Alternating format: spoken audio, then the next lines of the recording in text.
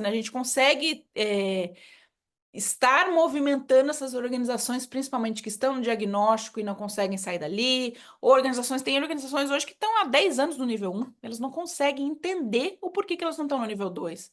Ah, não é porque o IBS é difícil, é crítico. Não, não é isso, é porque você não entendeu o que é o nível 2 Uhum, ainda, né? Quando a gente fala interação entre processos, ainda é algo muito filosófico para aquela instituição. uhum, O uhum, que é uhum, interação entre processos? Mas eu estou interagindo, eu estou trabalhando. uhum, Não, mas você não uhum. está formalizando isso, né?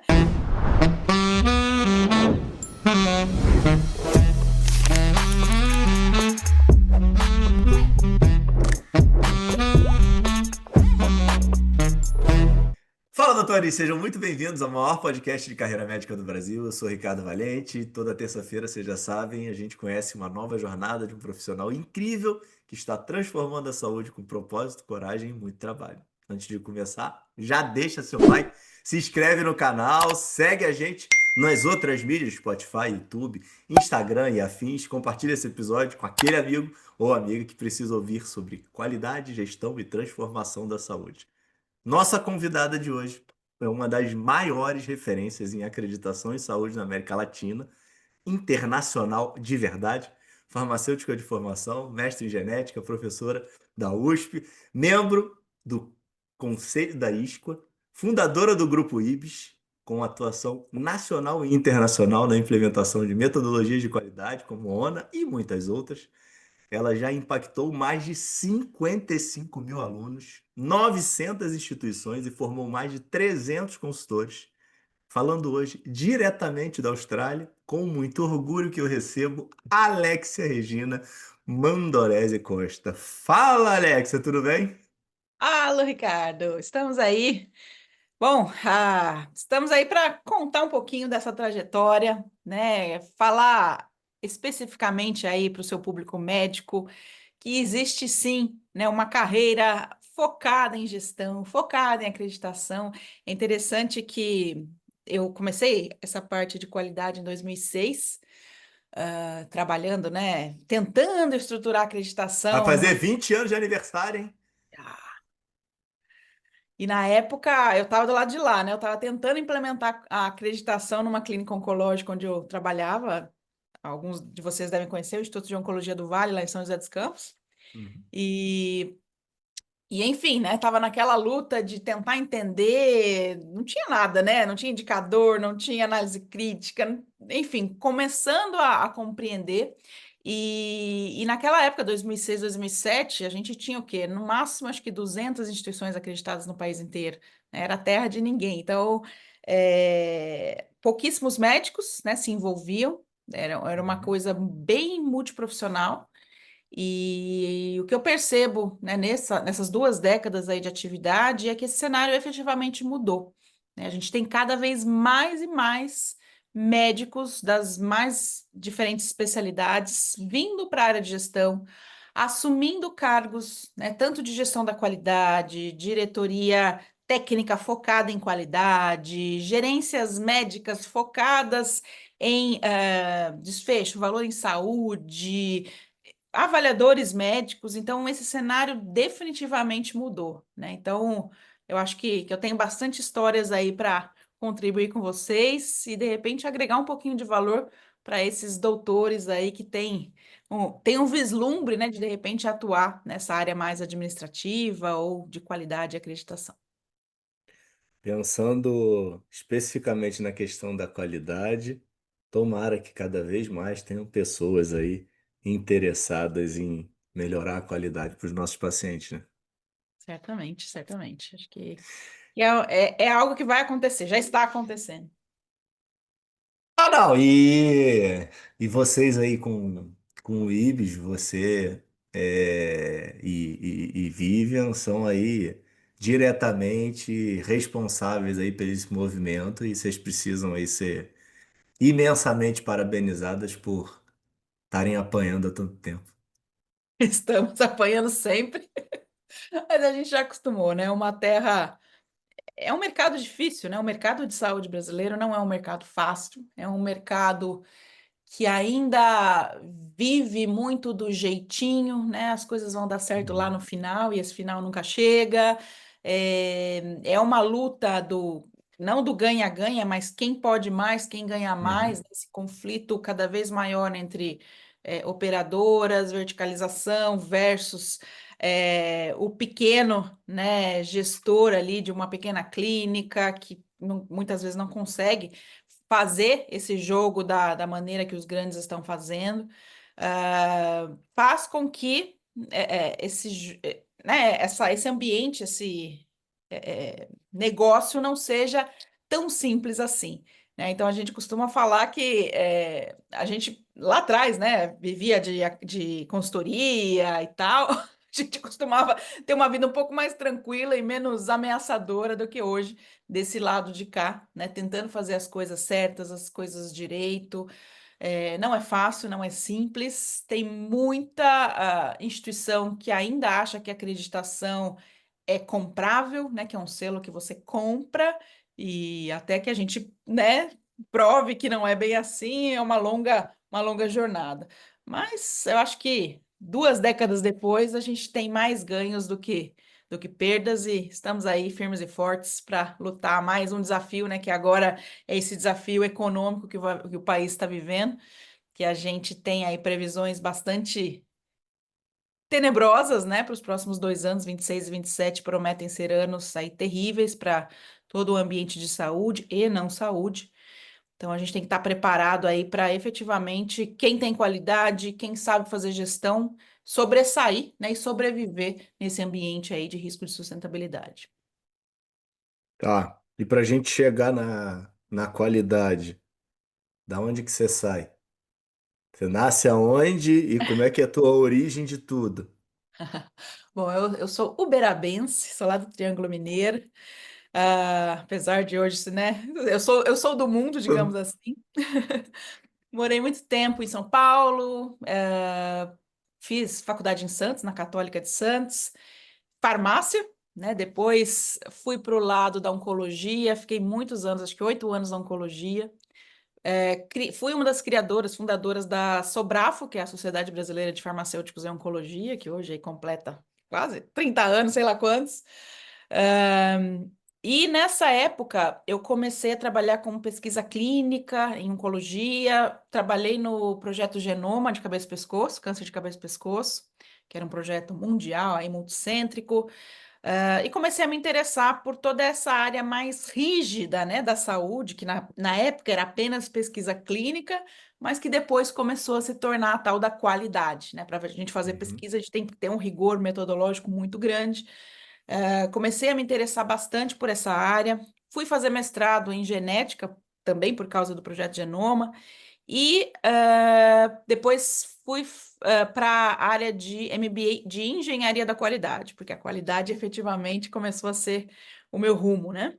Isso foi lá na Escola Politécnica da USP. Logo depois de eu me formar, eu já fui chamada para ser professora da Escola Politécnica, o que foi, assim, algo surpreendente, porque eu fui dar aula como farmacêutica para engenheiros de produção, engenheiros de todos os tipos, né, na Poli.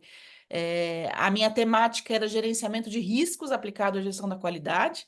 Então, uma temática que eles não sabiam muito, ainda era, o gerenciamento de riscos ainda era uma área tenebrosa e não conhecida para praticamente todas as áreas aí do Brasil. A ISO 31000, né, de riscos tinha acabado de ser lançada em 2008. Então, durante aí, acho que 5 anos, eu atuei lá na Poli nessa docência aí, ensinando não só engenheiros, mas também alguns profissionais de saúde. Em 2006 até 2010, eu trabalhei numa acreditadora, que hoje é minha concorrente. Saí da acreditadora, comecei a dar consultoria para, na época, em 2 anos, eu dei consultoria para mais de 34 hospitais no Brasil inteiro, tentando, né, e conseguindo levá-los para acreditação, desde Rede São Camilo, Hospital São Rafael da Bahia, C. Camargo, enfim, foram 2 anos aí muito bacanas. E 2012, finalzinho de 2012, a ONA pela primeira vez abriu a oportunidade de uma nova acreditadora se homologar na ONA. Ao longo de todo esse tempo, apenas 6 acreditadoras tinham sido homologadas desde 1999. E 2012, então, praticamente aí 12, 13 anos depois, foi a primeira vez que eles falaram: vamos abrir um edital para chamar uma nova acreditadora. E várias empresas se candidataram. O IBS não existia, o IBS acabou sendo criado naquela perspectiva de vamos criar uma empresa do jeitinho certo que a gente precisa, né? Até devido às críticas que a gente tinha a como a acreditação funcionava naquele momento, por ter trabalhado muito tempo, a gente falou, não, vamos criar uma empresa que seja extremamente correta, tenha credibilidade, consiga fazer desse movimento de acreditação algo que realmente vai transformar. Então, essa parte de transformação foi meio que o nossa palavra-chave, né? Vamos transformar o sistema de saúde, que inclusive está na nossa missão até hoje, agregar valor e transformar a saúde. Criamos o IBS, fomos a única acreditadora que passou por todas as fases aí, e, enfim, começamos aí os trabalhos de convencer as organizações de saúde a entrar no processo de acreditação e fazer um processo realmente sério, um processo que agregasse valor. E de 2012 até agora, né, temos aí quase, né, 13 anos de idade, a gente já tem aí quase 950 clientes entre Brasil, Uruguai e Chile. Já estamos nesses dois países da América Latina com uma certificação própria, que é a certificação de prevenção de lesões por pressão, que tem trazido uma redução de custos aí absurda para os hospitais que implementam, então por isso que está sendo bastante chamativa lá fora. Hoje trabalhamos com ONA, que é nosso carro-chefe, né? Nosso maior volume de organizações.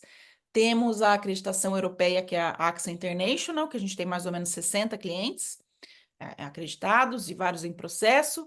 E trabalhamos com mais 11 certificações próprias, entre essa que eu citei, gestão de saúde populacional, prevenção de infecção de sítio cirúrgico, fluxo cirúrgico, jornada cirúrgica, tem várias é, certificações que apontam para processos específicos dentro de hospitais, dentro de clínicas, que são aqueles que nós identificamos que têm fragilidades importantes, que têm uma possibilidade de transformação e trouxemos para esses manuais as melhores práticas internacionais.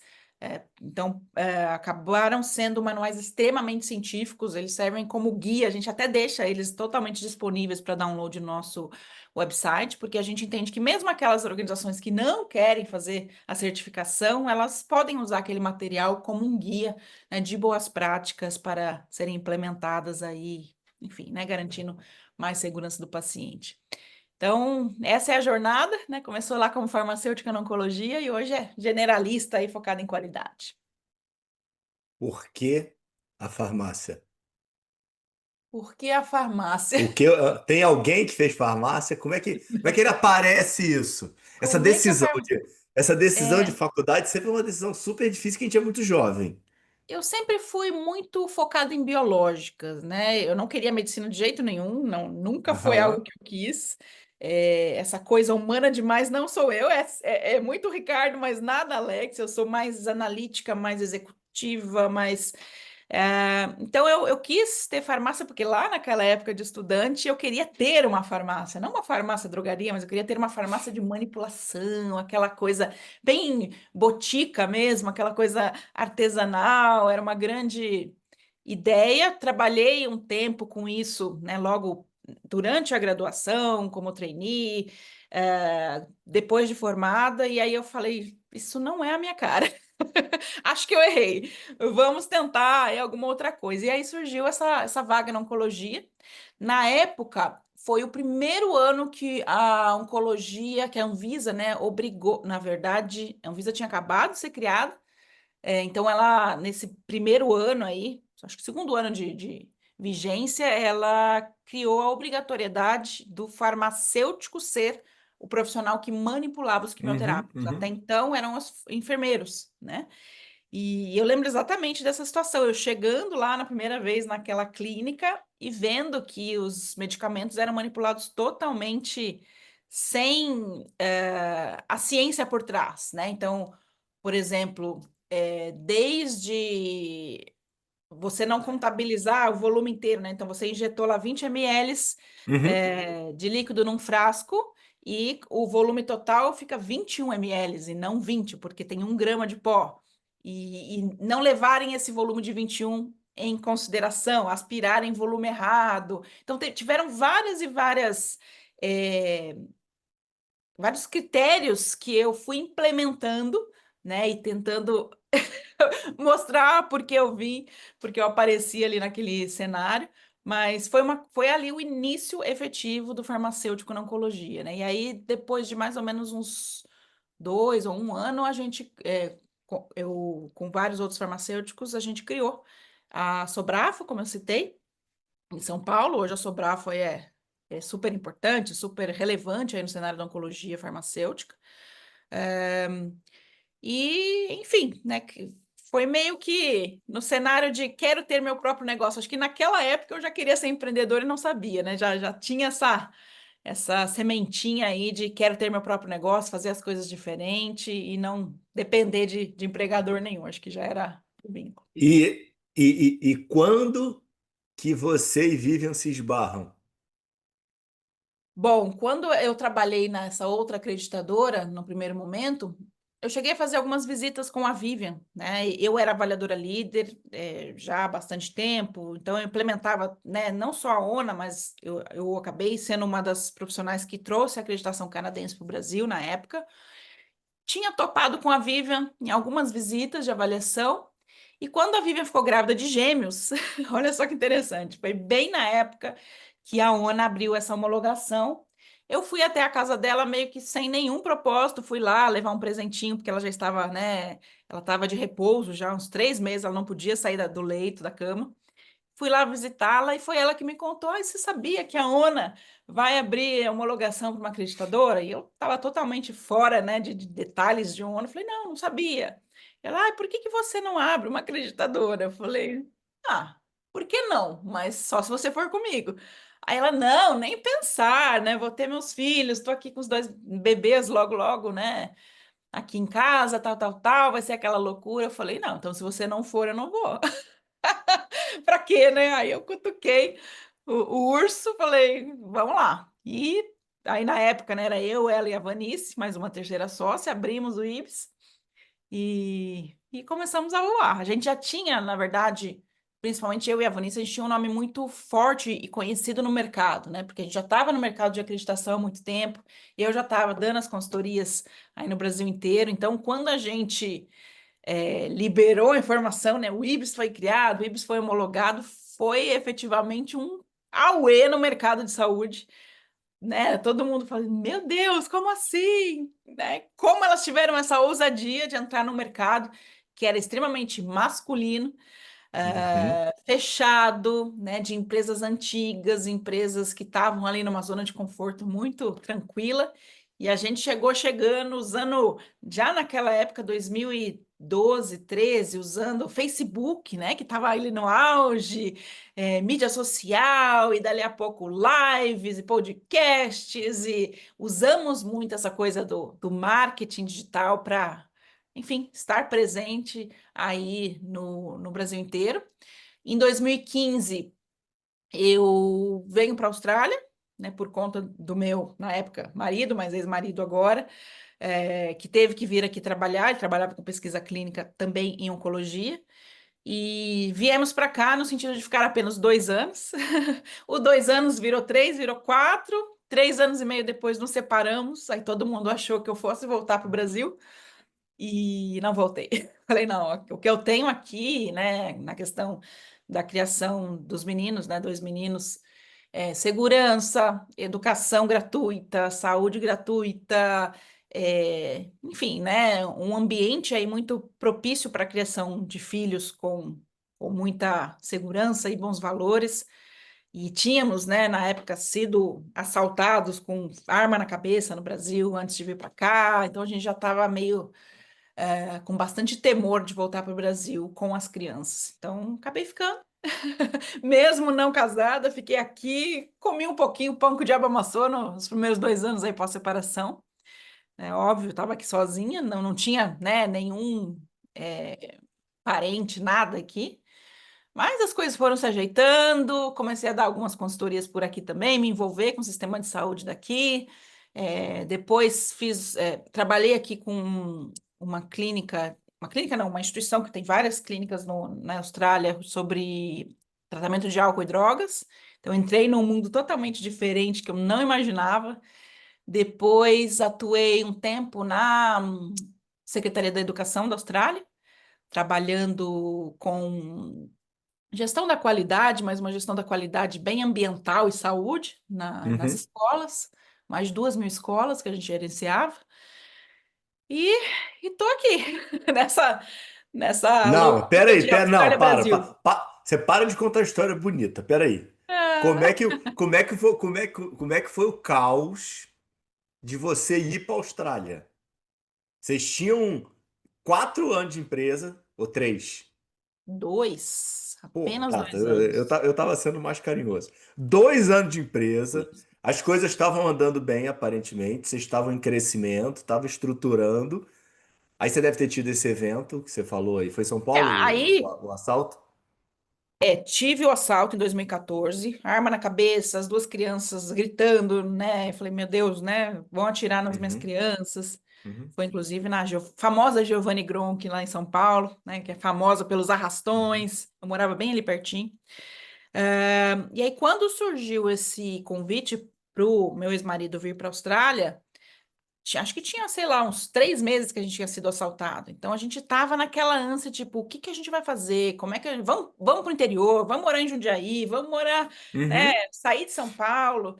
A gente estava nesse movimento de pensar em ir para o interior quando veio o convite para ele trabalhar numa CRO aqui na Austrália, né? E, e eu te digo, a gente não pensou 2 vezes, mas assim, a gente não piscou, a gente simplesmente foi. E eu tive uma conversa muito séria com as minhas sócias na época, né, a Vivian e a Vanice, e falei, ó, vocês fiquem à vontade, né, se vocês acharem que nesse modelo, né, não dá certo, eu tô totalmente apta a, né, vender minha parte para vocês. A Whips era minúsculo naquela época, não faria diferença nenhuma. Falei, eu vendo minha parte para vocês e, né? Mas em 2 anos eu tô voltando. São só 2 anos que você tem que segurar a bomba, 2 anos eu volto. E não voltei, né? Na verdade, as coisas foram acontecendo. Quando eu me separei, que eu falei, né? Todo mundo achou que eu uhum, fosse voltar, falar, agora vai, agora ela não tem como ficar lá. Mas eu falei, gente, não dá para a gente comparar, né, a qualidade de vida que eu tenho aqui para os meninos versus a que eu terei lá solteira, casada, com um parente perto ou com um parente longe, né? O cenário é o mesmo, o cenário do Brasil é muito preocupante. E eu sempre lembro que desde pequena eu nunca fui muito conformada com o que eu vivia no Brasil. Eu já uhum, percebia coisas que eu falava, gente, como é que as pessoas não percebem que elas estão vivendo uma guerra civil e tá tudo bem? Né? Eu uhum, sempre fui incomodada com isso, tipo, ai, fui assaltado semana passada. Ai, fulano entrou na minha casa e roubou a televisão. Ai, fulano... E meus pais mesmo, né? Ai, fulano entrou aqui em casa, quebrou o vidro da garagem, se ensanguentou inteiro, mas conseguiu pegar a televisão da sala e foi embora, contando com a maior naturalidade. Eu olhava aquilo, eu falava, gente, mas isso não é normal. Isso, uhum, tem alguma uhum, coisa de muito uhum, errado nisso aqui. E sofri vários assaltos, né, ao longo da minha infância, adolescência. Quando eu comecei a trabalhar em farmácia, já em Santos, é, fui praticamente meio que, como é que eu diria, sequestrada. Me colocaram num quartinho da farmácia, me trancaram com uma outra moça enquanto eles roubavam a farmácia inteira. Então tiveram vários cenários assim de muito terror. E eu tinha essa vontade de falar assim, gente, eu preciso, né, criar meus filhos num ambiente diferente. E foi quando a Austrália aconteceu. A Austrália é um país muito, muito parecido com o Brasil, mas extremamente, só que eu digo que é o Brasil que deu certo, né? Então, ele é conhecido, ele é parecido no clima, então, vocês estão no inverno aí, eu estou no mesmo inverno aqui, mais ou menos temperaturas iguais. Praias, praias, natureza belíssima, multicultural, como o Brasil, mas aqui muito mais até multicultural, né? Aqui você está no metrô, você está no banco, você está em qualquer lugar, você está ouvindo as várias línguas o tempo todo, né? No Brasil você uhum, sabe que uhum, elas uhum, estão lá, uhum. mas você não tem tanto contato. Aqui é realmente multicultural, as escolas são extremamente multiculturais, os alunos de diversas origens. Então, eu costumo falar que realmente é o Brasil que deu certo. Acho que o grande desafio da Austrália é ser muito longe, né? Eu acho que quando você fala de morar nos Estados Unidos, Canadá, Europa, é uma coisa. Morar na Austrália é o dobro, né, do tempo. Eu levo, às vezes, 28 horas para chegar na Austrália. Eu acabei de vir do Brasil há 48 horas atrás. Ainda estou aqui tentando Jet me lag, falar né? no fuso, jet lag total.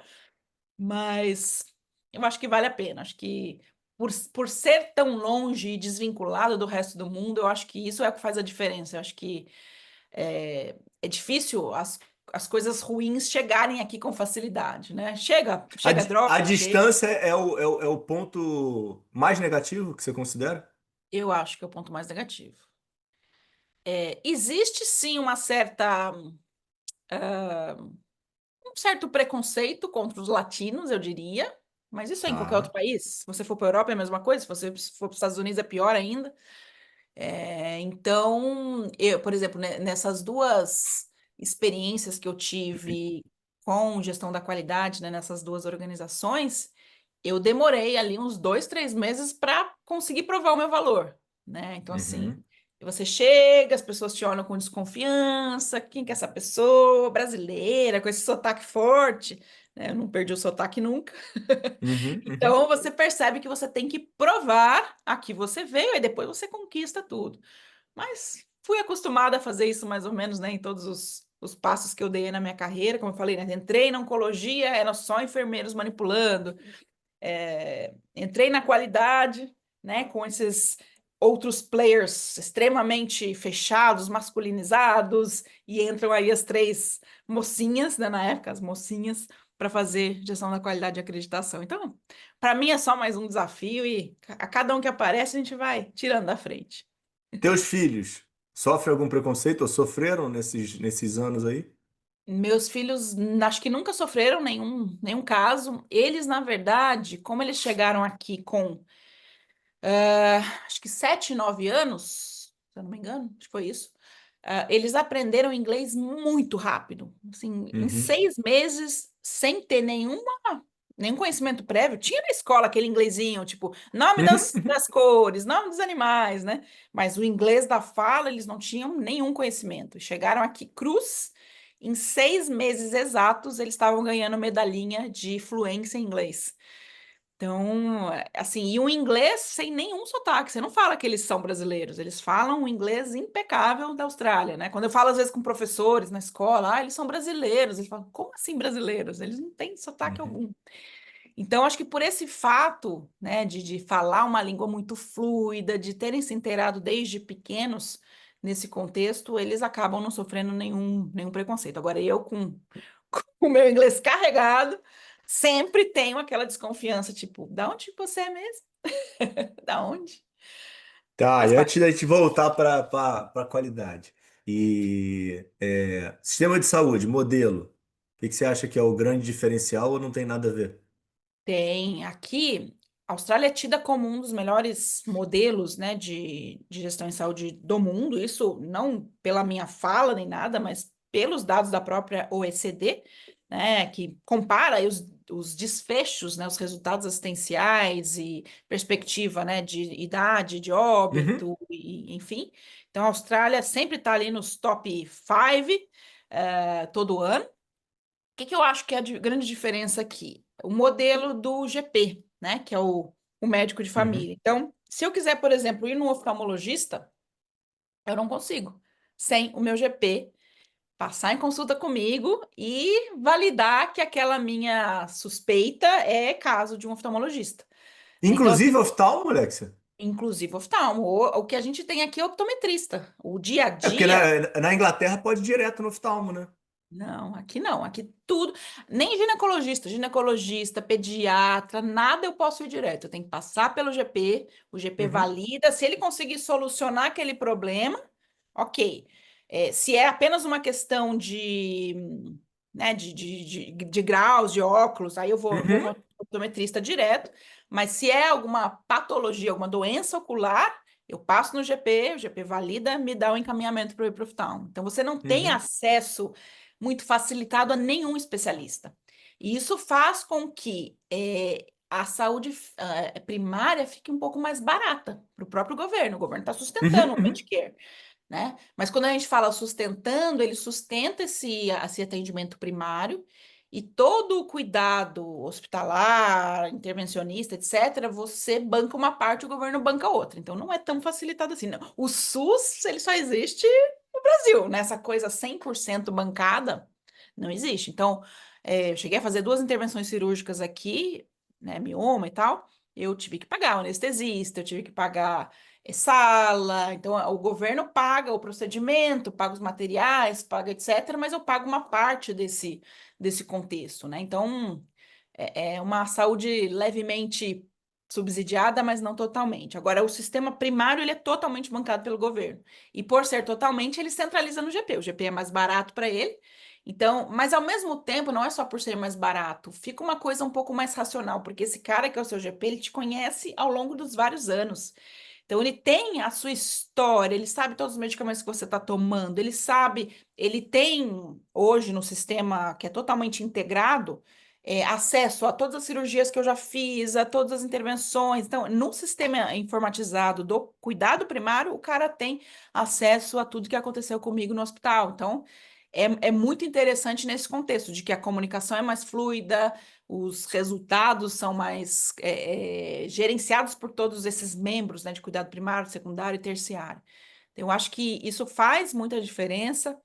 Outra questão é que o governo, né, ele tem a gestão sobre quase a totalidade dos hospitais da Austrália, então eu diria que, eu não sei o número exato, se é 80 ou Uhum, noventa por uhum. cento, mas é algo nesse valor, né, que são o percentual de hospitais públicos na Austrália. Então, a grande maioria é pública, a gente vê um ou outro privado, bem esporádico. Então, ele tem os números, ele tem os indicadores, ele tem tudo isso muito na mão e consegue exigir desses hospitais a melhoria naquele ponto específico no qual ele não está performando bem. Né? Eu acho que eu até já tinha comentado com você em outro momento, os próprios dados de PREMS e PROMS, que são, né, os resultados Uhum. de experiência do paciente, muitas vezes os resultados reportados pelo paciente, o governo sabe exatamente qual hospital tem uma experiência negativa, qual hospital está excedendo na experiência positiva e consegue exigir, né, que aqueles mais frágeis tenham aí melhorias e efetivamente, né, performem melhor. Então, é uma gestão muito mais próxima do que a gente vê no Brasil, que é tudo, né, cada um cuidando do seu quadradinho, o governo não tem muita noção do que está acontecendo, principalmente aí na rede privada. E como é que foi para você essa transformação especificamente na saúde? Você chega aqui com uma mentalidade já formada, com uma cultura e até com bastante conhecimento por trabalhar com consultoria, por trabalhar dentro das estruturas. E aí você cai meio que de paraquedas num modelo novo, tem um monte de coisa boa, mas tem alguns penduricados que você deixa de ter que você tinha no Brasil. Como que foi isso para você? Eu acho que o que o profissional de saúde tem aqui, que eu não tenho, né, no Brasil, não tinha no Brasil e não tem ainda hoje, é um acesso muito facilitado à capacitação, a treinamentos, a ele tá atualizado o tempo todo. Então, tá saindo coisa nova, artigo novo, o governo já está disparando e-mail para todo mundo, já é uma comunicação muito fluida, inclusive para aquilo que é melhoria científica mesmo. Né? Então, você vê o tempo todo os players do governo se movimentando para disseminarem essas informações. E aí eu fui tendo um pouco de contato com essas informações, né? Hoje eu faço parte de alguns grupos, Uhum. networking, de paliativos, de álcool e drogas, etc., onde eu vou me mantendo informada sobre alguns assuntos, mas foi um pouco difícil de eu conseguir, né, entrar nesse meio. Eu tentei de algumas formas, né, tentando fazer networking aí no começo, mas fui barrada em vários momentos. Não, você não trabalha aqui, não, você não, né, não pertence à Austrália, etc. Mas hoje em dia acho que isso é um pouco mais facilitado. Ah, mas acho que é isso. Acho que hoje em dia flui de uma maneira Você, mais facilitada. você sentiu falta do acesso ao especialista? Senti. Muito, ainda sinto. Na verdade, eu sei que para o governo isso é um modelo extremamente facilitado e menos custoso, mas para mim, que sou da área de saúde, eu sinto falta o tempo todo, porque para mim é como se eu perdesse tempo indo no GP toda hora. Então, assim, eu tô gastando uma consulta que eu não precisaria, porque eu tenho conhecimento de que eu preciso daquele especialista, mas é um conhecimento por ser profissional de saúde. Então, às vezes eu acho que tipo, eu poderia pular essas etapas é, e ter acesso a alguns procedimentos que no Brasil eu teria muito mais fácil. Então, por exemplo, quando eu vou para o Brasil, eu faço um monte de exames que aqui eu não consigo fazer. Por exemplo, Papa Nicolau. Aqui não é anual. Aqui é a cada 5 anos, Papa Nicolau. Colonoscopia. Eu tenho um histórico de câncer coloretal na minha família por parte de pai. Então, eu Uhum. gostaria de fazer colonoscopias aqui com muito mais frequência do que eles preconizam. Não, você vai fazer a cada 5 anos, não é a cada ano ou 2 anos que eu faria no Brasil. Então, eu tenho um pouco de dificuldade em acessar alguns procedimentos, algumas consultas que eu consideraria importante. Então, eu ainda, por exemplo, mantenho um convênio no Brasil. Eu pago Uhum. o convênio no Brasil, porque toda vez que eu vou para o Brasil, eu quero usar de maneira facilitada o sistema de saúde. E eu diria para vocês também que médico igual brasileiro não existe. Não existe. O sistema aqui pode ser fantástico na sua estrutura de gestão, enfim, no acesso, qualidade, segurança, mas o médico ele é muito mais fechado do que é no Brasil. Quando você fala dessa coisa, eu gosto de conversar com meu paciente, 20 minutos não dá, é uma coisa do brasileiro. O brasileiro ele é acolhedor, ele quer saber história, ele quer saber um monte de informações que o médico aqui ele não muito. Por isso que o GP faz um pouco da diferença, porque ele já tem essa história, ele não vai ficar perguntando para você o tempo todo. Então a consulta acaba sendo um pouco mais rápida também, porque ele já tem informação rápida ali na mão dele. Uhum. Mas o médico brasileiro não tem igual. São os melhores, definitivamente, e não abro mão. São os melhores. Não tem esse mercado out of pocket aí para você fazer o que você quer ou gostaria, ou é caro demais e vale a pena fazer no Brasil? É caro demais. Então, por exemplo, Mas existe esse mercado? Tipo, meio existe que o ultra mercado. luxo. Eu quero fazer a hora que eu quiser, você vai ter. Tem, tem. O mercado privado ele existe, né, para qualquer coisa que você queira, desde uma consulta, um procedimento, mas é em dólar. Eu ganho em Uhum. reais, então é em dólar, é quase 4 vezes mais. Então fica inviável realmente. Então eu ainda utilizo para procedimentos, eu uso o sistema de saúde do meu plano de saúde no Brasil, não tem como. Entendi. Agora, outra coisa que é interessante é que assim, existe um fluxo muito grande de médicos brasileiros vindo para cá. Não só para cá, né? Estados Unidos, Canadá, agora Estados Unidos um pouco Como é menos. que é isso, Alex? Isso é um ponto interessante que eu nem ia entrar. Acho Então, fundamental. não é um processo fácil, eu diria. Existe um mercado muito grande, então, assim, existem vagas de especialistas abertas o tempo todo. Existem vagas, principalmente de enfermeiros, muitas vagas para Uhum. enfermagem aqui. Mas, como todos os países, né, mais avançados, tem uma fase de adequação da sua graduação com a graduação daqui. Então, você Uhum. vai ter que comparar os diplomas, ver né, as disciplinas que você não fez, vai ter que executar. Então, o que eu percebo é que isso leva mais ou menos de 2 a 3 anos para essa É transformação que tá aí, ocorrer. Alex, ou dá para fazer à distância? Não sei depois da Covid, mas até então era Tá. só aqui. Eu imagino que Uhum. ainda seja assim. Mas aqui você vê, tipo, o mercado ele é todo de fora da Austrália. Você dificilmente vai num médico que é australiano. Então aqui eu sou, por exemplo, meu GP é indiano. Uhum. Indiano. Então você tem muito médico de Singapura, Japão, China, Índia, esses países asiáticos inteiros vêm com muito volume para cá. Existe um volume também de médicos brasileiros que eu sei que é grande. Existe até um grupo no Facebook que é enorme, acho que chama Médicos Brasileiros em Sydney, alguma coisa assim, Uhum. que eles se ajudam, né? Um tentar ajudar o outro nesse processo. Eu sei que o governo australiano, a cada 6 meses, libera uma lista de profissionais que ele precisa, inclusive profissionais de gestão. Então, isso também é uma dica interessante.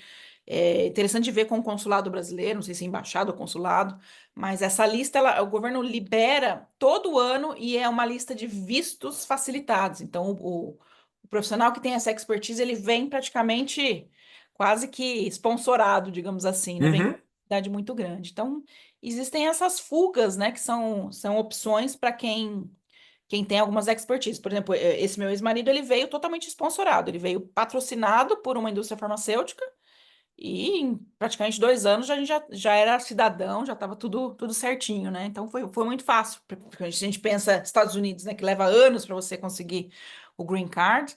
Então aqui foi um pouco mais facilitado, sim. Tá, e aí voltando para a questão da acreditação e da qualidade. É, vocês demoraram muito para encontrar o nome do IBIS? Ibis, esse nome foi dado por mim antes do Ibis imaginar que ele existiria. Eu queria esse nome na época porque eu queria criar um instituto, alguma coisa de consultoria. Eu já trabalhava, né, com consultoria, mas eu falava, gente, eu preciso criar um nome meio assim, que fale em excelência, que fale em instituto. E esse nome um dia eu escrevi num caderninho e ficou. Aí quando surgiu, tipo, ó, vamos abrir a acreditadora, eu já tinha o nome na mão. Tipo, é esse. Então eu criei o nome, criei o logo, aquele logo da bolinha magenta, fui eu que E desenhei no caderninho. mas aí não teve nem negociação, foi aceito Não, elas completamente. simplesmente aceitaram. Foi assim, tipo, cumpra-se. Acho que elas entenderam como, tipo, já tá aí, vamos lá, que a gente tem muita coisa pra fazer. O nome é o de menos. Tá. E aí tentando abrir mais aqui nosso funil aqui, tá? É, você que fala muito sobre isso e tem uma capacidade didática gigantesca, vamos falar para todos aqui da saúde. O que que é acreditação na prática? Bom, vamos lá. A acreditação, ela é um reconhecimento externo, de que aquela organização ou serviço de saúde está conforme aos vários padrões, critérios ou requisitos de um manual de acreditação. Tá? A mesma lógica a gente usa para certificação. Hoje é muito difícil você, inclusive, conceituar, mas o que é acreditação, o que é certificação? Acabou virando uma grande mistura de conceitos, então Uhum, você vai ter várias fontes que afirmam coisas diferentes. Então, às vezes a gente pega o conceito da ISQA, é levemente diferente do da ONA, que é levemente diferente do da ISO. Enfim, acreditação e certificação acabou se tornando uma coisa muito parecida, mas no Brasil o que difere é que a acreditação ela se tornou sinônimo de certificação da instituição como um todo, né? Então, estou acreditando o hospital pela ONU, estou acreditando a clínica pela AXA. E a certificação, ela acaba sendo usada para escopos muito definidos. Então, por exemplo, uhum, a certificação da prevenção de lesão por pressão. Então, eu estou certificando aquela boa prática, né? Então, eu estou certificando a anestesiologia daquele hospital. Então, é só uhum, anestesiologia, não estou olhando o resto, né? A própria ISO é assim, ela certifica o almoxarifado, a farmácia, né? A gestão. Então, mas de maneira generalista, é um reconhecimento externo, através de um selo, de um certificado, de que aquela organização de saúde cumpre, está conforme aos padrões, requisitos ou critérios, esses nominhos vão variando de acordo com a metodologia, que estão definidos no manual. Esses critérios, em geral, eles são construídos baseados nas melhores práticas, nas melhores é, evidências científicas sobre aquele tema, né? Geralmente através de um comitê que é multiprofissional, que vai trazer artigos do mundo inteiro. É, e basicamente é isso: é você efetivamente, como uma empresa idônea e imparcial, selar que aquela organização cumpre aquilo que está prescrito para aquele modelo de acreditação. E qual é o real impacto da acreditação para o principal ente da saúde, que é o paciente, que, graças ao bom Deus, cada vez mais a gente vem se conscientizando disso, ou voltando toda a essência da saúde para quem importa. Os modelos de acreditação todos hoje, né, que são acreditados pela ISCO, então temos aí hoje no Brasil a JCI, o Kementum, que é a canadense, Uhum, é, a AXA International e a ONA. Então, todas essas são metodologias acreditadas pela ISCO, que é esse órgão que é a acreditadora das acreditadoras.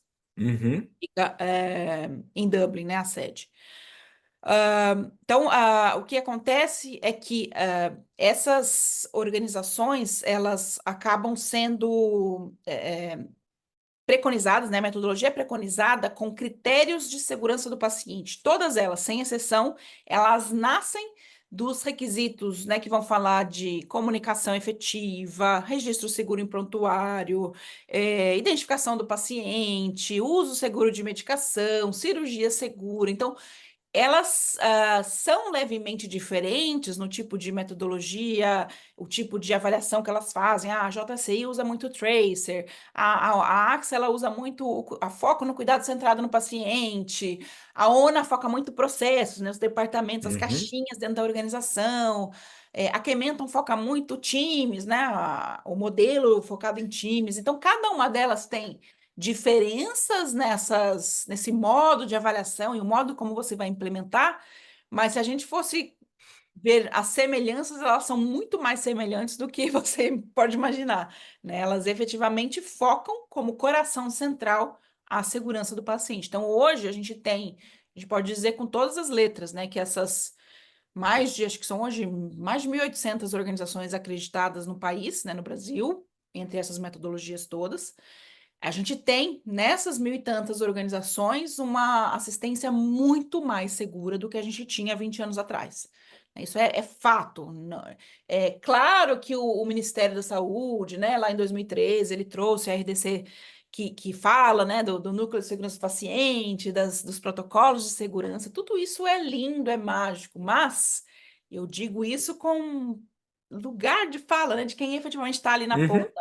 Se não fosse a acreditação, esses protocolos possivelmente não teriam sido implementados com a rigidez e a cobrança que a própria acreditação faz de tudo isso, né? Então, quando a gente vai como avaliador nas organizações, a gente quer saber se a organização sim tem um núcleo de segurança dos pacientes, se ela está implementando esses protocolos, quais os resultados, quais os índices de eventos adversos, como que ela está tratando esses eventos adversos.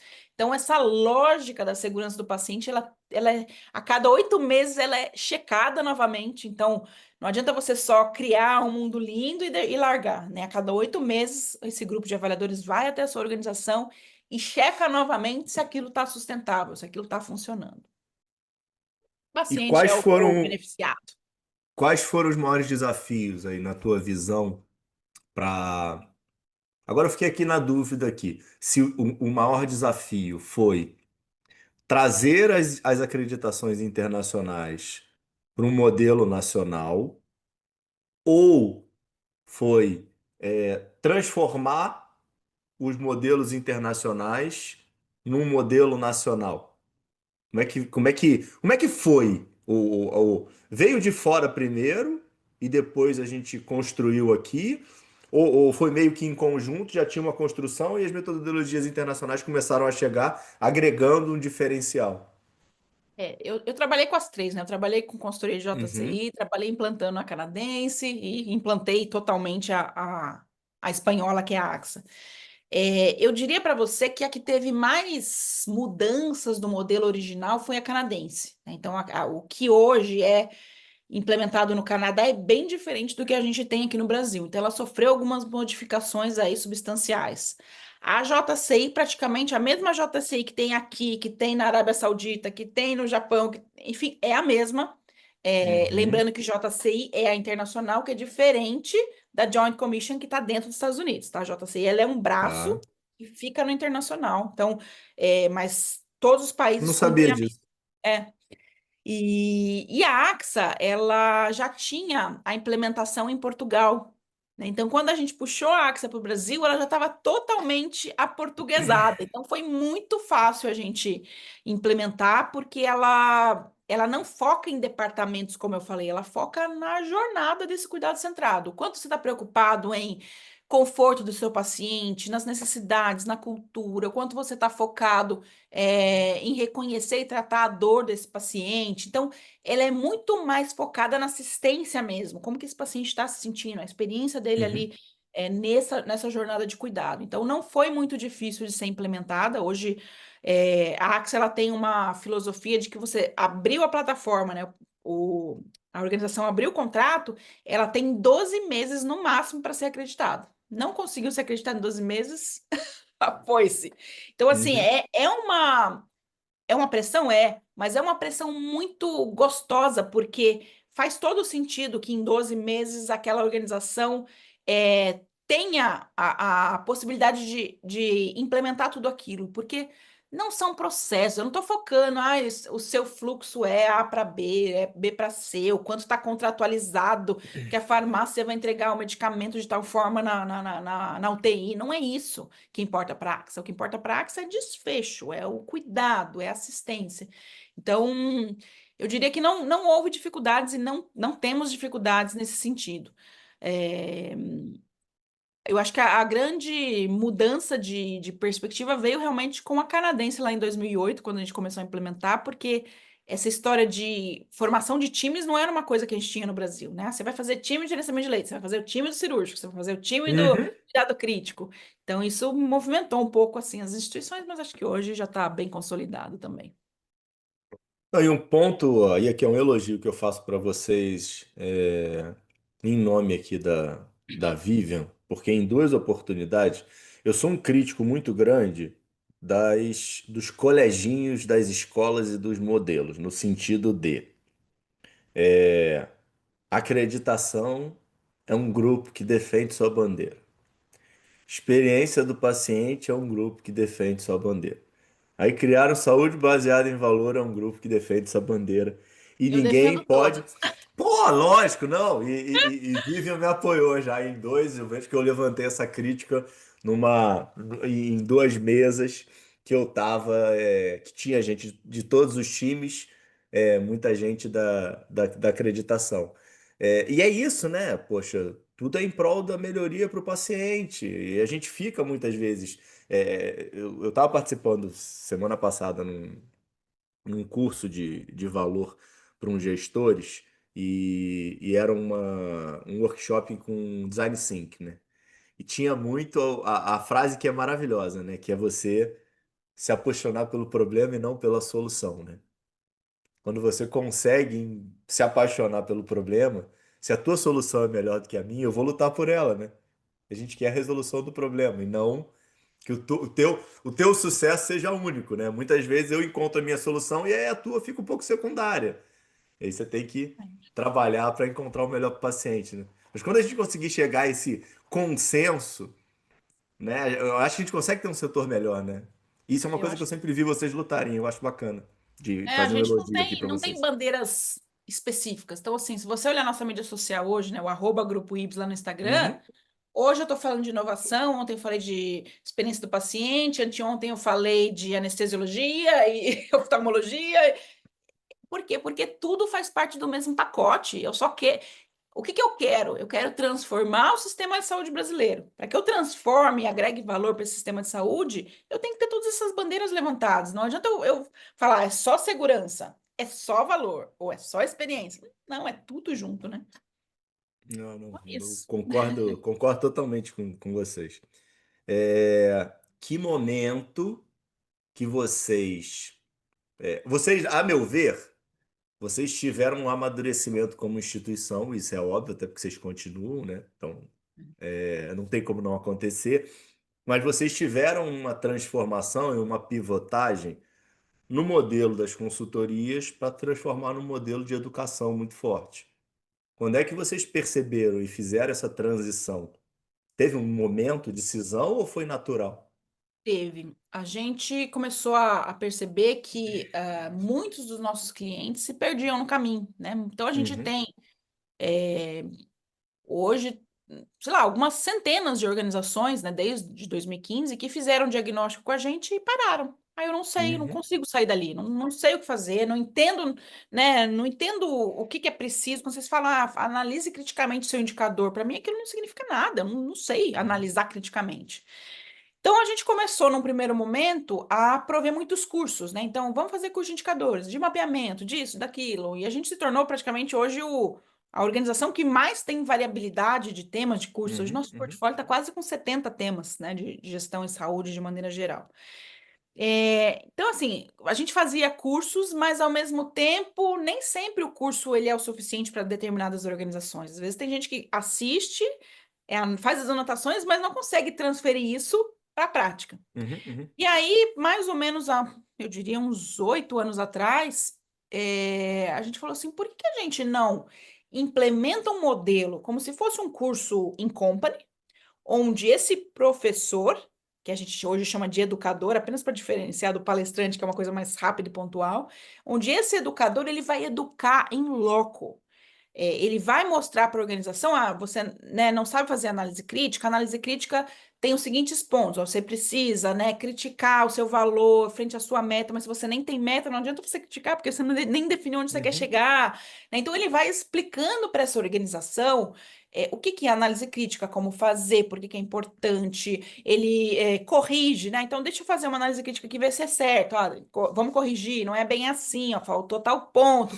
Então, esse cara que está lá dentro da organização, fazendo o que a gente chama, que é um produto que só existe no IBS, que é o acompanhamento educacional, é como o próprio termo diz, ele está acompanhando o processo de educação dessa organização. Então, ele está ali do lado. Ele não vai falar para você, usa essa tabela, usa esse Excel aqui com esse gráfico, usa. Não, em momento algum ele vai definir método algum para você, mas ele vai te ensinar a pensar, a criticar aquilo que você hoje está fazendo e por que que você não chegou lá ainda, né? Então ele está ali o tempo todo te ensinando mesmo, te orientando e é um modelo que vem fazendo a diferença, né? A gente consegue estar movimentando essas organizações, principalmente que estão no diagnóstico e não conseguem sair dali, ou tem organizações hoje que estão há 10 anos no nível 1, elas não conseguem entender o porquê que elas não estão no nível 2.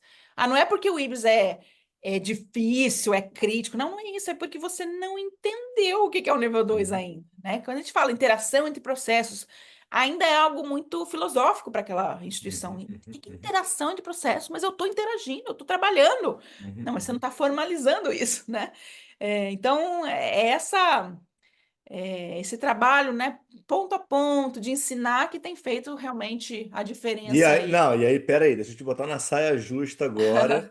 E eu quero saber como vocês só fazem, como é que consegue, qual o segredo de vocês conseguirem fazer essa educação de qualidade com escala? Na verdade, assim, a gente não pensa muito em escala, né? Cada acompanhamento educacional, ele é extremamente personalizado para cada cliente. Não é escala o nosso nome. Nosso nome para esse produto é personalização. Então, por exemplo, para uma organização, eu posso estar fazendo um acompanhamento educacional só de assistência farmacêutica, porque é um problema seríssimo ali. Para outra, eu estou fazendo um acompanhamento educacional de mostrar para ele o que que é o nível 2. Para uma terceira, eu Tá? estou fazendo um acompanhamento educacional de planejamento estratégico. Então, eu estou educando para que eles consigam monitorar esse planejamento ao longo do tempo. Então, não é escala, é efetivamente personalização. E mesmo a gente hoje, né, em pouco mais de 12 anos aí, ter conseguido, né, ultrapassar todos os nossos concorrentes em tão pouco tempo, hoje a gente é o Uhum. líder aí em quantidade, a gente não quer ser quantidade, a gente quer ser a qualidade. E a gente, na verdade, né? Hoje a gente é reconhecido aí pela qualidade desse serviço que a gente presta, mas se daqui a pouco um concorrente meu me passar em quantidade, para mim tá tudo bem, porque eu continuo fazendo um trabalho extremamente personalizado, que não é o foco em escala. Então a gente quer ser premium, a gente é premium e vai continuar sendo premium, porque esse é o jeito que a gente entendeu que a gente vai fazer essa transformação. Não é de maneira generalista e para todo mundo. Dentro dessa tua jornada aí de consultoria, mestra, professora, tem algum momento aí mais emocionante que fez você aí falar isso aqui vale a pena, isso aqui é algo que tá fazendo sentido no meu propósito. Eu acho que, na verdade, se falar um momento, eu não teria um para escolher, mas eu acho que toda vez que você faz um fechamento de uma visita numa organização, que você escuta aqueles depoimentos extremamente honestos e verdadeiros daqueles gestores, daquelas equipes que passaram pelo processo e o quanto eles efetivamente se transformaram, o quanto aquele cuidado era caótico e se tornou seguro, o quanto eles eram muito mal reconhecidos no mercado e hoje eles estão bem. Tem uma história clássica que às vezes eu conto, que é do Hospital de Doenças Tropicais de Goiânia.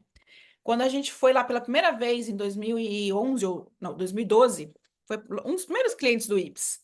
Eles tinham acabado de passar por intervenção do Ministério Público. O hospital estava quase Uhum, fechando, caótico. Imagina, doenças tropicais, são só doenças infecciosas ali dentro. uhum. Hospital super complexo e quase fechando as portas. E a gente falou: não, a gente vai mudar isso aqui. É questão de honra. E a gente foi ajudando, né? Foi ensinando, foi pegando na mão e faz uma visita e deixa, né, um monte de tarefas, recomendações e quase suspende a acreditação aqui, põe uma pressão ali.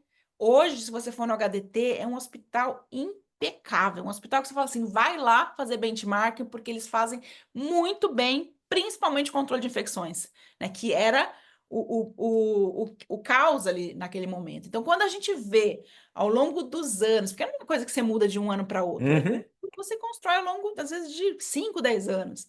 Então, quando você vê esse tipo de organização, e esse é só um exemplo entre dezenas que eu posso te dar, é o que faz sentido. É o que a gente fala assim: cheguei lá e fiz a minha tarefa, né? Então, eu acho que são esses casos, esses vários casos de transformação que às vezes a gente não tem como mensurar, né, em números, mas a gente sabe, a gente viu o antes e depois, a gente sabe que efetivamente aquela mudança ocorreu e pacientes foram salvos com certeza.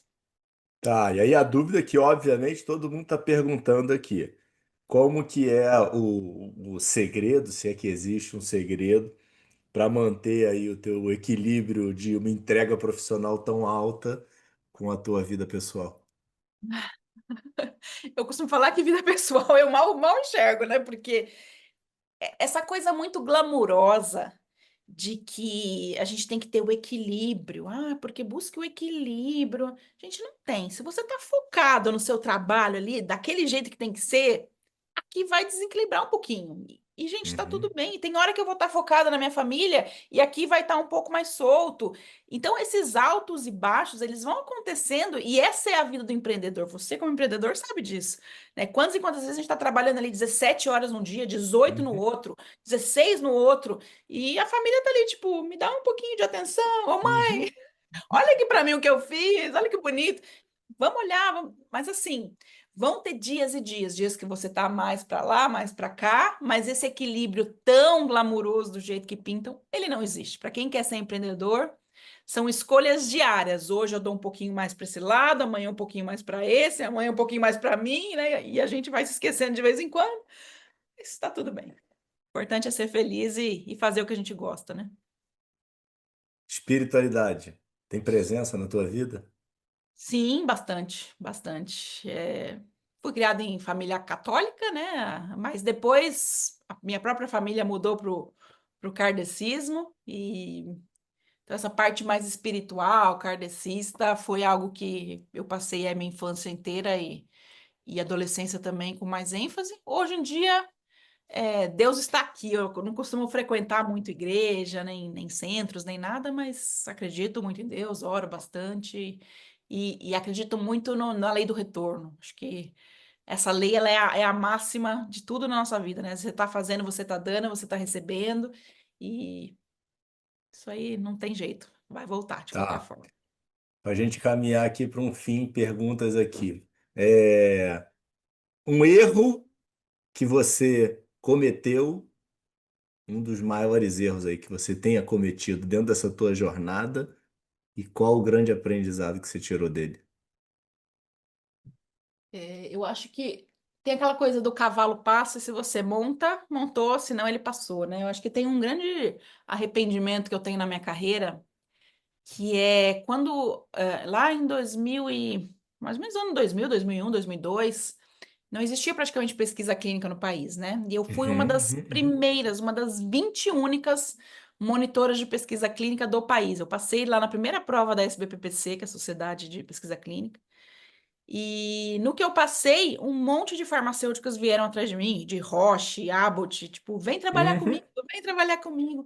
Mas eu amava tanto o que eu fazia, eu amava tanto aquela coisa da oncologia que eu disse não. Eu fico pensando hoje como é que estaria a minha carreira se eu tivesse entrado para pesquisa clínica naquele momento. Talvez melhor, outra vez pior, mas esse é um arrependimento que eu tive. Eu acho que eu fui seduzida pelo glamour de gostar tanto do que eu fazia que eu não olhei para os lados hoje. E hoje, com a maturidade que eu tenho, eu teria agido totalmente diferente. Mas não sei se foi um erro, né? Simplesmente a vida vai levando a gente para outros lados. Mercado aí, me diga. A gente está aí com anos desafiadores pela frente. É, focado aqui, vamos tentar no sistema de saúde. Brasil e mundo, né? Estamos passando aí por um momento de transformações, né? De reencontro.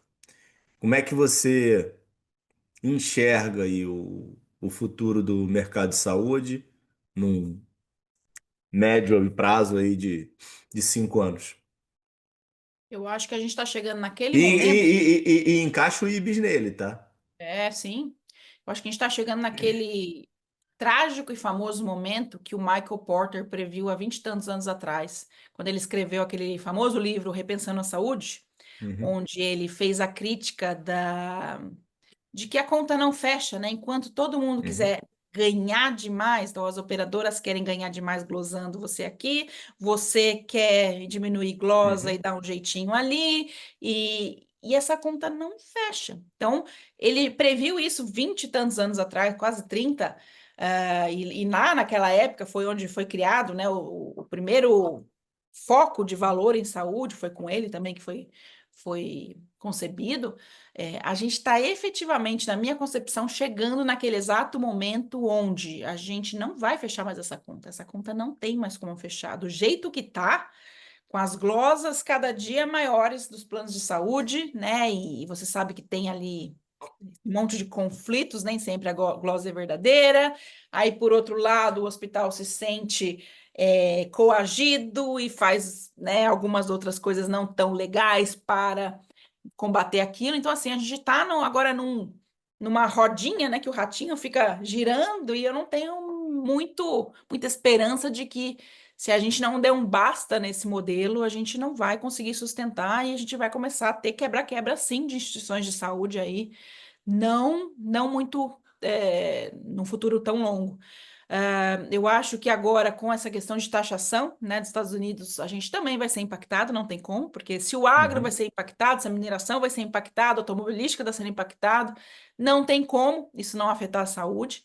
Então, eu vejo aí os próximos 2, 3 anos, se a nossa presidência não tomar um rumo um pouco mais uhum, coerente, a gente ficar realmente numa fase de uma recessão intensa, daquelas que a gente viu lá na década de 80, que eu lembro direitinho, eu na fila do ovo lá para minha mãe, né? Ficava na fila para tentar comprar uma cartela de ovo, depois a outra fila para tentar comprar um pedaço de carne, com inflação nas alturas. Eu acho que se a gente não tomar um jeito agora, esse ano ainda, a gente não vai ter aí um futuro muito belo aí pela frente, pelo menos nos próximos 2 ou 3 anos. E a tal da venezualização do país que está acontecendo de fato, né? Não adianta a gente fechar os olhos, a coisa tá feia. O que está acontecendo hoje, né, na questão de direitos humanos, STF, não tá legal e ninguém está fazendo muita coisa contra isso. Então, os resultados disso a gente já viu em outros países, né? O que que aconteceu com esses outros que não fizeram nada quanto a isso. Então, espero que alguém você tem essa percepção de mudança, Alexa, quando você volta? Você tem alguma periodicidade de vir e ao Brasil, né? piora. Eu vou para o Brasil de 2 a 3 vezes ao ano. Uhum, E a cada vez que eu vou, tá pior, tá pior, tá pior. Mais gente nas ruas, mais preços abusivos, mais as coisas encolhendo, né? Então, uhum, a uhum, uhum. bolachinha que era dupla fatia, agora é uma só. O leite condensado já não é mais leite condensado, tem farinha no meio. Você fala assim, gente, onde vamos parar, né? Então, a qualidade das coisas diminuindo bastante, quantidade. é, não tá legal. Efetivamente, para quem vê a coisa de tempos em tempos, consegue talvez ter uma percepção mais estratégica e de longe de quem está aí no meio e não consegue perceber dia a dia o que está acontecendo. Eu acho que é muito essa coisa. O brasileiro ele não percebe porque ele está dentro do olho do furacão. É a minha É, percepção. É a história da piscina gelada, né? É isso Você aí. vai acostumando com quase tudo, né? É, ferver no sapo, né? É, exatamente. Se não fosse saúde, onde é que você ia estar? Eu ia estar lá na pecuária. Ah, eu adoro animal, então talvez estaria lá num fazendão cuidando dos bois. Ai, ai, mas não Tá, sei. e para gente fechar, teu lugar é aí hoje no mundo, Meu então a lugar é aqui. perspectiva aí é a Alexa continuar aí e utilizando a facilidade aí dessa comunicação e dessa tecnologia maravilhosa que faz com que a gente consiga fazer um episódio desse completamente fluido durante mais do que uma hora, A como se 15 você mil estivesse aqui do quilômetros de lado. distância. Mas é isso, meu lugar é aqui. Hoje em dia eu falo, não volto pro Brasil, não volto. Tenho medo, tenho muito medo de voltar pro Brasil. Assim, a questão da segurança me assusta demais. Então, enquanto houver essa possibilidade, enquanto os Estados Unidos não cortar o GPS do Brasil, né, que tem essa também, tem essa também, estamos aí nesse modelo que vem funcionando já há 10 anos.